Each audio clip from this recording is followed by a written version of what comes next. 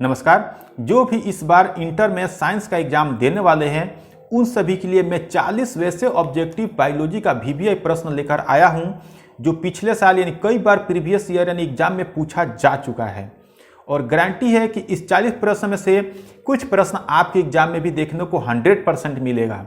चलिए शुरू करते हैं प्रश्न को और चैनल को जरूर लाइक और सब्सक्राइब जरूर कर लीजिएगा। पहला प्रश्न देखिए कितना अच्छा है। प्रश्न है कि डीएनए की खोज किसने की थी। डीएनए की खोज किसने की थी?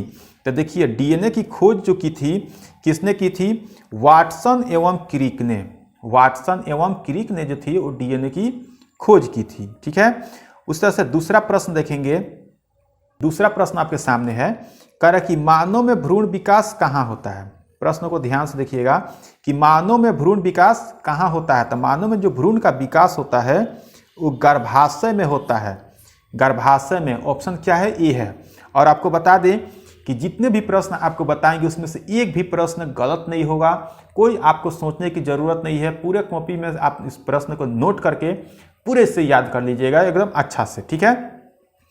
देख सकते हैं तीसरा प्रश्न है। तीसरा प्रश्न कह रहा है कि फूल वाले पौधों में परागण के बाद कौन सी प्रक्रिया होती है। तो फूल वाले पौधों में जो परागण के बाद जो प्रक्रिया होती है वो होती है निषेचन। वो होती है निषेचन। कौन सा ऑप्शन है? तो देख सकते हैं ऑप्शन है वो बी है। 4 नंबर प्रश्न है। 4 नंबर प्रश्न है कि मेंडल ने अपने प्रयोग किस पौधे पर किए थे। यानी मेंडल ने अपना जो प्रयोग किया था किस पौधे पर किया था? तो पौधा था मटर का पौधा, यानी साधारण मटर की ऑप्शन में भी रह सकता है कि साधारण मटर का पौधा या सिर्फ मटर का पौधा। इस बात पे आप 100% श्योर रहिएगा। 5 नंबर आपके सामने प्रश्न है। 5 नंबर प्रश्न क्या कर रहा है कि मनुष्य में गुणसूत्रों की संख्या कितनी होती है। मनुष्य में गुणसूत्र की संख्या कितनी होती है? तो यहाँ पे मनुष्य में गुणसूत्रों की संख्या पूछा है तो कितनी होती है? 46 होती है। ठीक है। 23 कब होगा?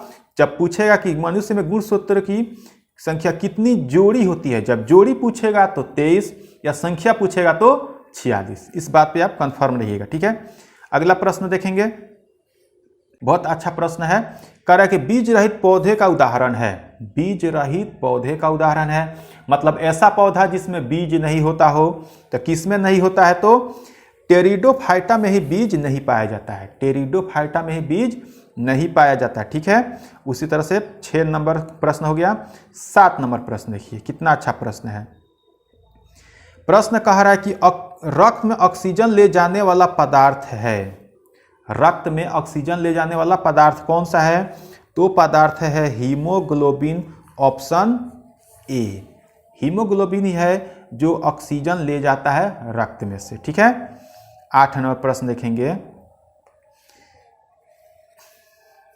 8 नंबर प्रश्न कह रहा है कि मानव शरीर में इंसुलिन का निर्माण कहाँ होता है।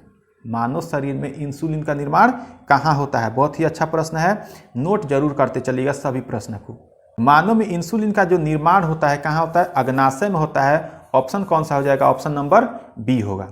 9 नंबर प्रश्न देखेंगे। 9 नंबर प्रश्न कह रहा है कि डीएनए और आरएनए के बीच मुख्य अंतर क्या है। बहुत ही अच्छा प्रश्न है कि डीएनए, कभी कभी आपका इस तरह से नाम लिखिएगा डीएनए आरएनए। ठीक है। डीएनए आरएनए में मुख्य अंतर क्या है? तो डीएनए आरएनए में जो मुख्य अंतर है वो है डीएनए में डीऑक्सीराइबोज शर्करा होती है। डीएनए में डीऑक्सीराइबोज शर्करा होती है। कौन सा ऑप्शन है? तो ऑप्शन सी है। एकदम बहुत अच्छा प्रश्न था, ध्यान दीजिएगा। आगे है प्रश्न संख्या 10 नंबर पे। प्रश्न 10 नंबर कह रहे कि पर्यावरण संरक्षण दिवस कब मनाया जाता है। पर्यावरण संरक्षण दिवस कब मनाया जाता है? तो पर्यावरण संरक्षण दिवस जो मनाया जाता है 5 जून को मनाया जाता है। कितना ऑप्शन होगा? तो ऑप्शन नंबर बी होगा। अगला प्रश्न देखेंगे 11 नंबर। बहुत ही खतरनाक प्रश्न है। प्रश्न कर रहा है कि कोशिका का ऊर्जा गृह कहलाता है, यानी हमारे शरीर में जो कोशिका है उसका ऊर्जा गृह कौन सा है? तो हमारे शरीर में जो ऊर्जा गृह होती है क्या होती है? माइटोकॉन्ड्रिया। ऑप्शन बी होगा। यानी 12 नंबर प्रश्न है। कितना अच्छा प्रश्न है। छोटा सा प्रश्न है कि मानव में सबसे बड़ा अंग कौन सा है। तो मानव में सबसे जो बड़ा अंग होता है क्या होता है? त्वचा। ठीक है। त्वचा। अगर ग्रंथि कहेगा तो दूसरा होगा, लेकिन अंग पूछा है तो अंग होता है हमारे शरीर में सबसे बड़ा, वो क्या होता है? त्वचा। ठीक है। अगला 13 नंबर प्रश्न देखिए। 13 नंबर प्रश्न कह रहा है कि रक्त का द्रव भाग कहलाता है। रक्त का द्रव भाग कहलाता है। तो रक्त का द्रव भाग क्या कहलाता है? प्लाज्मा कहलाता है। क्या हो जाएगा? ऑप्शन बी हो जाएगा। आगे हम पढ़ेंगे। 14 नंबर प्रश्न है कि प्रकाश संश्लेषण में आवश्यक गैस है। तो प्रकाश संश्लेषण में आवश्यक गैस है, यानी पौधे में प्रकाश संश्लेषण होती है तो सबसे ज़्यादा जरूरी उसके लिए कौन सी गैस है, तो कौन सी होती है, carbon dioxide CO2, option number B होगा। यानी पौधों में आवश्यक होती है प्रकाश संश्लेषण के लिए कार्बन डाइऑक्साइड होती है। ठीक है, अगला देखेंगे 15 नंबर प्रश्न। 15 नंबर प्रश्न कर रहा है कि DNA प्राकृतिक किस चरण में पूर्ण होती है। तो DNA प्राकृतिक जो पूर्ण होती है वो एस चरण में पूर्ण होती है। कौन सा ऑप्शन है, तो ऑप्शन बी है। अगला प्रश्न है कि कौन सा पौधा कीटभक्षी है। कीटभक्षी मतलब कौन सा ऐसा पौधा है जो कीटों को खाता है। तो यानी अमरूद सामान्यतः देखते हैं, क्या अमरूद का पेड़ कीट को खाता है, नहीं ना। गुलाब भी नहीं खाता है, गुलाब भी किसी पौधे को नहीं खाता है। मक्का भी नहीं खाता है। तो क्या होगा, पिचर जो प्लांट है वो कीटभक्षी पौधा कहलाता है। ऑप्शन बी होगा। 17 नंबर प्रश्न है कि रेबीज रोग किसके कारण होती है। रेबीज रोग किसके कारण होती है, बहुत अच्छा प्रश्न है, एग्जाम में कई बार पूछा जा चुका है। और किसके कारण होता है, तो कुत्ता काटने के कारण रेबीज रोग होता है। ठीक है, इसमें कह रहा है किसके कारण, तो जीवाणु, विषाणु, फफूंदी, परजीवी, तो इनमें से जो होता है रेबीज जो विषाणु के कारण होता है, यानी वायरस जनित रोग है रेबीज। ठीक है, ऑप्शन कौन सा था, बी था। अगला प्रश्न देखिए 18 नंबर क्या है, कहे कि रक्तचाप का सामान्य मान कितना होता है। बहुत अच्छा प्रश्न है, कई बार एग्जाम में पूछा जा चुका है कि रक्तचाप का सामान्य मान कितना होता है। तो कितना होता है, 120/80। देखिए तो कहाँ दिया हुआ है 120/80, यानी ऑप्शन नंबर ए में है। 19 नंबर प्रश्न है, देखिए मानव में RH फैक्टर सबसे पहले किसने खोजा था। यानी मनुष्य में जो हमारे शरीर में खून में RH फैक्टर पाया जाता है सबसे पहले किसने खोजा था, तो ये खोजा था वीनर और लैंड स्टीनर ने। कौन सा ऑप्शन है, तो ऑप्शन बी है। अब देखेंगे 20 नंबर प्रश्न, बहुत ही अच्छा प्रश्न ये भी है। 20 नंबर प्रश्न क्या कह रहा है कि पर्यावरण में कार्बन डाइऑक्साइड की वृद्धि किससे होती है। तो पर्यावरण में कार्बन डाइऑक्साइड कब बढ़ेगा, कार्बन डाइऑक्साइड को सोखता कौन है, तो पौधा, पेड़, ये सभी क्या होता है, वायुमंडल में कार्बन डाइऑक्साइड बढ़ जाता है तो पेड़ पौधे कार्बन डाइऑक्साइड को सोख लेता है। तो कह रहा है इसमें वृद्धि कब होगा, तब वृद्धि कब होगा, क्या वृष्टि से होता है, नहीं, नाइट्रोजन के नहीं। तो वनों की कटाई, जब पेड़ पौधे खत्म हो जाएंगे तो क्या होगा, कार्बन डाइऑक्साइड की मात्रा बढ़ जाएगी। वही ना बता रहे हैं कि कार्बन डाइऑक्साइड को सोखता कौन है, तो पेड़ पौधे, जब नहीं रहेंगे तो इनकी संख्या बढ़ जाएगी, यानी ऑप्शन क्या हो जाएगा, ए हो जाएगा। तो आप देख सकते हैं आपको हम 20 प्रश्न ऑब्जेक्टिव करा चुके हैं, 20 में 20। और आपसे बता दें कि आप अपने से भी नोट करते चलिएगा और कमेंट में ज़रूर बताइए कि आप कितना प्रश्न को अपने मन से सही किए हैं और कितना याद था। ठीक है, और 20 प्रश्न करा दिए हैं। चैनल को सब्सक्राइब जरूर कर लीजिएगा और फेसबुक पर देख रहे हैं तो ID को फॉलो जरूर कर लीजिएगा। 21 नंबर प्रश्न कह रहा है कि पादपों में भोजन किस रूप में संचित रहता है। पादपों में जो भोजन होता है किस रूप में संचित रहता है, यानी जमा रहता है। तो किस रूप में रहता है, तो स्टार्च के रूप में। ऑप्शन क्या हो जाएगा, सी होगा। 22 नंबर प्रश्न है, कितना अच्छा प्रश्न है कि मानव शरीर में सबसे बड़ी ग्रंथि कौन सी है। देखिए ये बताए थे आपको, इसके कुछ पहले प्रश्न में आया था कि मानव शरीर में सबसे बड़ी अंग कौन सी है। तो अंग पूछेगा तो त्वचा, और ग्रंथि पूछेगा तो इसका आंसर चेंज हो जाएगा, क्या होगा, यकृत। यानी मानव शरीर में, यानी हमारे शरीर में सबसे बड़ी जो ग्रंथि है कौन सी है, तो यकृत होती है। ठीक है, 23 नंबर प्रश्न है कि प्रकाश संश्लेषण की प्रक्रिया में कौन सा वर्णक आवश्यक है। यानी प्रकाश संश्लेषण की प्रक्रिया में कौन सा वर्णक आवश्यक होता है, तो क्लोरोफिल। अगर क्लोरोफिल नहीं है तो पौधों में प्रकाश संश्लेषण की प्रक्रिया नहीं होगी। कितना अच्छा प्रश्न था। 24 नंबर प्रश्न है कि जलवायु परिवर्तन का मुख्य कारण क्या है। जलवायु परिवर्तन का मुख्य कारण क्या है, तो जलवायु परिवर्तन का जो मुख्य कारण है ग्रीन हाउस गैसों में वृद्धि। यानी ग्रीन हाउस गैसों में वृद्धि होगी तो जलवायु में परिवर्तन होना निश्चित है। अगला प्रश्न देखेंगे 25 नंबर प्रश्न कह रहा है कि मेंडल का विभाजन का सिद्धांत किससे संबंधित है। तो मेंडल का विभाजन का सिद्धांत जो किससे संबंधित है, वो जीन से संबंधित है। ऑप्शन नंबर कौन सा, बी। एक भी प्रश्न आपको बता रहे हैं कि गलती नहीं मिलेगा और ना ही ऑब्जेक्टिव का ऑप्शन गलती मिलेगा, ठीक है। सभी प्रश्नों को आप ध्यानपूर्वक अपने कॉपी पे नोट जरूर कर लीजिएगा। 26 नंबर प्रश्न है कि मानव रक्त का सार्वभौमिक दाता यानी यूनिवर्सल डोनर रक्त समूह कौन सा है। यानी हमारे शरीर में 4 प्रकार के रक्त समूह पाए जाते हैं, उसमें से कौन सा रक्त समूह है जो सब किसी को दान कर सकता है, यानी सब किसी को चढ़ाया जा सकता है, तो कौन सा है। तो ब्लड ग्रुप ओ, ऑप्शन कौन सा, डी। यानी ओ वाले ब्लड ग्रुप जिसका भी व्यक्ति का है यानी रक्त है, वो किसी भी व्यक्ति में लगभग चढ़ाया जा सकता है। कुछ फैक्टर निश्चित होता है, जांच करना पड़ता है, लेकिन इतना मानिए कि जितने भी ब्लड ग्रुप ओ वाले व्यक्ति हैं उनके खून सभी किसी व्यक्ति के शरीर में चढ़ाया जा सकता है। सेम वही प्रश्न सेम 27 नंबर प्रश्न उसी की जैसा है कि मानव रक्त का सार्वभौमिक ग्राही मतलब कौन सा ऐसा रक्त समूह है जो सब किसी से खून ले सकता है, कौन सा खून ले सकता है।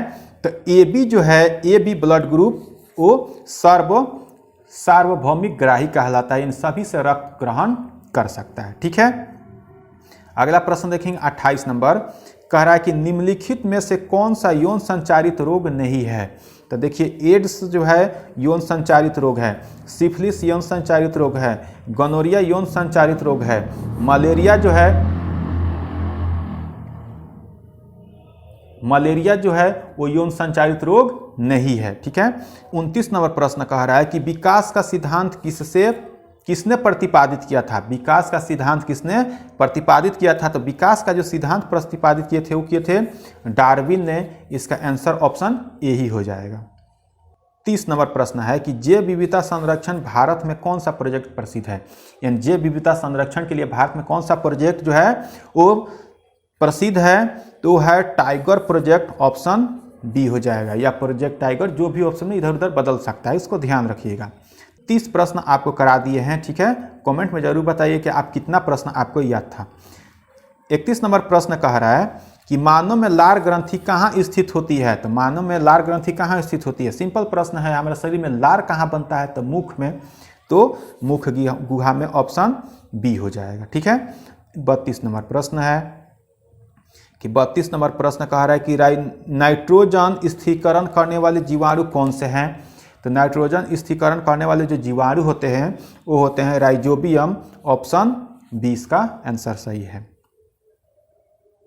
ये देखिए बच्चों वाला प्रश्न आपके सामने दे दिया है कि जीव विज्ञान का जनक किसे कहा जाता है। फादर ऑफ बायोलॉजी यानी जीव विज्ञान का जनक किसे कहा जाता है। ये भी कोई प्रश्न है, इतना आसान कोई प्रश्न एग्जाम में पूछ देता है। तो किसे कहा जाता है, तो अरस्तु को कहा जाता है, ऑप्शन ए। 34 नंबर प्रश्न आपके सामने है कि कह रहे कि रक्त में थक्का बनने में कौन सा तत्व सहायक होता है। यानी रक्त में जो थक्का बनता है उसको बनाने में कौन सा तत्व सहायक होता है, तो वो सहायक होता है कौन सा, कैल्शियम, ऑप्शन इसका बी आंसर होगा। कैल्शियम जो होता है वो रक्त को थक्का बनने में सहायक होता है। ये कितना अच्छा प्रश्न है। देखिए 35 नंबर कि मनुष्य के हृदय में कुल कितने कक्ष होते हैं। अब यहाँ पे चेम्बर पूछा है, चेम्बर इंग्लिश में, कभी कभी उसको हिंदी में लिख देता है। तो मनुष्य के हृदय में कुल कितने कक्ष होते हैं, तो मनुष्य के हृदय में कुल 4 कक्ष होते हैं। ऑप्शन कितना हो जाएगा, बी हो जाएगा। 2 बाएं तरफ और 2 दाएं तरफ, 4 कक्ष होते हैं। 36 नंबर प्रश्न है कि हरे पौधे किस प्रक्रिया द्वारा अपना भोजन बनाते हैं। कितना छोटा सा प्रश्न दिया है कि हरे पौधे किस प्रक्रिया द्वारा अपना भोजन बनाते हैं, तो प्रकाश संश्लेषण की प्रक्रिया द्वारा अपना भोजन बनाते हैं। छोटा छोटा प्रश्न कभी कभी इसे दे देता है। अच्छा प्रश्न मिल गया 37 नंबर जो एग्जाम में पूछा जा चुका है। ओजोन परत पृथ्वी को किससे बचाती है। जो ओजोन परत वायुमंडल में है, वायुमंडल के ऊपर, वो पृथ्वी को किससे बचाती है, तो बचाती है पराबैंगनी किरणों से। 38 नंबर प्रश्न है कि मानव शरीर में विटामिन डी की कमी से कौन सा रोग होता है। हमारे शरीर में अगर विटामिन डी की कमी से हो जाए तो कौन सा रोग होगा, तो हो जाएगा रिकेट्स। डी की कमी से बीमारी जो होगी वो रिकेट्स होगी। कौन सा, तो ऑप्शन बी नंबर, ठीक है। जल्दी से पढ़ेंगे। अब अगला प्रश्न है 39 नंबर। 39 नंबर प्रश्न कहा रहा है कि एक कोशिकीय जीव का उदाहरण है। एक कोशिकीय जीव का उदाहरण है, तो आप बताइए, अगर नीचे से हम देखें, मनुष्य, हमारा शरीर क्या एक कोशिका से बना होगा, नहीं। जो भी शरीर यानी जो भी जीव हमको दिखाई देता है वो एक कोशिका से बना नहीं होगा। मेढक हम लोग आँख से देख सकते हैं, क्या मेढक एक कोशिका का बना होगा? नहीं। मछली तो खाते हैं, मछली देखते हैं, क्या एक कोशिका का बना है? नहीं। अमीबा, क्या हम अमीबा को खुली आंखों से देख सकते हैं? दिखाई नहीं देता है। और जो दिखाई नहीं देता है वो एक कोशिकीय जीव होता है। तो आंसर क्या हो जाएगा इसका? ए नंबर होगा, यानी अमीबा। ठीक है, अब देखेंगे इस प्रश्न का लास्ट प्रश्न कौन सा है? 40 नंबर। 40 नंबर प्रश्न है कि मानव में श्वसन अंग कौन से हैं, यानी मानव यानी हमें शरीर में श्वसन अंग कौन सा है? तो देखिए कितना सिंपल प्रश्न था। क्या हम हृदय से सांस लेते हैं? नहीं। वृक्क? नहीं। त्वचा? हाँ, त्वचा से उत्सर्जन होता है, श्वसन की क्रिया नहीं होती है। ठीक है, क्या है? फेफड़ा, यानी हम जो सांस ले रहे हैं, देखिएगा सांस लेंगे तो एक बार फेफड़ा हम लोग का होगा फूलेगा, एक बार सिकुड़ेगा, फूलेगा सिकुड़ेगा, तो क्या होगा? हम फेफड़े से सांस लेते हैं। ऑप्शन 20 का राइट आंसर होगा। तो आप बताइए, आपको हम पूरे 40 का 40 प्रश्न आपके एग्जाम ऑब्जेक्टिव करा दिए हैं। आप बताइए कि आपके कितना सही था, कमेंट में जरूर बताइएगा, और वीडियो कैसा लगा कमेंट में जरूर बताइएगा। और अगले इस प्रकार के वीडियो के लिए चैनल को सब्सक्राइब यूट्यूब पर जरूर कर लीजिएगा, और फेसबुक का हो तो फॉलो जरूर कर लीजिएगा, और अपने दोस्तों के पास भी शेयर जरूर कर लीजिएगा।